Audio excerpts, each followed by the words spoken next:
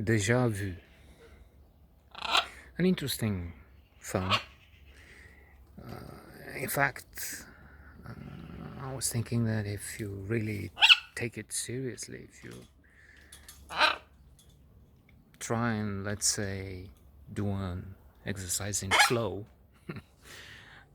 Flow is a classic of psychology by Mihaly Csikszentmihalyi, and it explains the phenomena also called being in the zone, maximum happiness, which you obtain if you're in control, you're concentrated. Time has another meaning. The examples are the ballerina, which is 1 minute on the stage, but it feels like a week or more. Termina. Or the surgeon who comes out of an operation and wants to have lunch, but they tell him it's already dark, it's supper or dinner, whichever you want to use. So it's not been 2 hours or 3 hours, it's been 10, yeah, 12, but they felt differently. And there's more. Challenges meet skills for flow. So if you want to use this film and see if you reach flow, a state of maximum intense feeling, and then you pay attention to everything, it may be difficult, it may be overwhelming, because even if they try, and for instance, at one time they explained to the Denzel Washington character, which is the leading ATF detective, leading character, obviously. There's also Val Kilmer, but he has a supporting role. They tried to explain that, well, let's with a page. This is if we try and explain to you the phenomena, the time, and the way we experimented, and the sand is it's. I'm inventing now.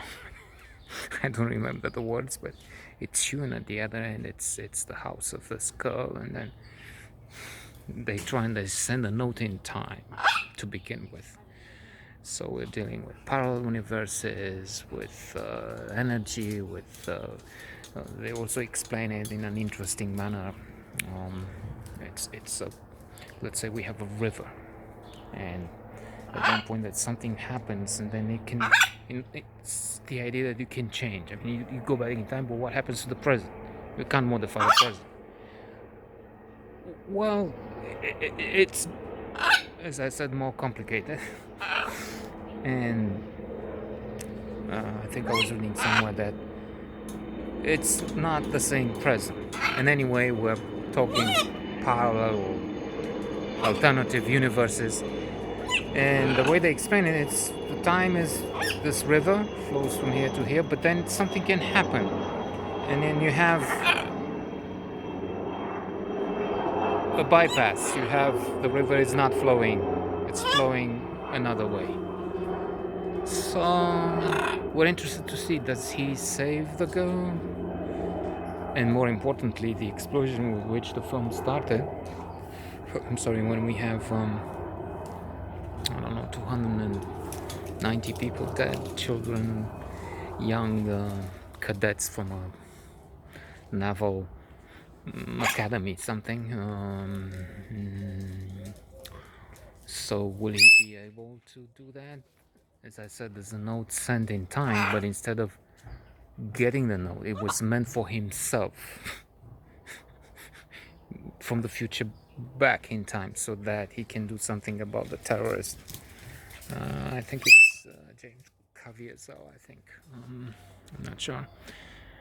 But instead of him receiving the note in the past, it's his partner, and the partner tries to do something about the note. The terrorist will be at the dock at 7th, and he goes there and he's shot dead in this scenario. But what about the girl they found dead? Will she be saved? And then we have some with this complexity of time travel for a note, and then maybe for a human. Will he survive? Will he die? Will he travel in time? We have the usual deja vu police activity, chasing and terrorists, and then shooting, and getting backfire, and trying to do something with a bomb in a spectacular manner. I think variety was very favorable. Others were much less so. And overall, I think it's an average of a metascore of 60 maybe. So the film was not glorified.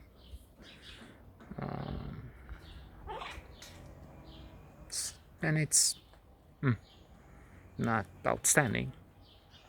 Maybe watchable. It depends on how you decide to look at it. Maybe you try and see and understand the physics, the particles, the photons, the complications, and then you're rewarded because you make